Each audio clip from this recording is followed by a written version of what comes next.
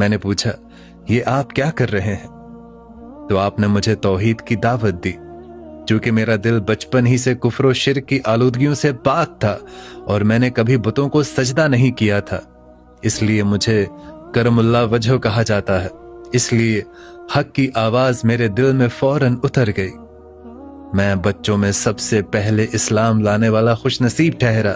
10 बरस की उम्र में जब बच्चे खेल कूद में मगन होते हैं, मैंने कायनात के सबसे बड़े सच को पहचान लिया था।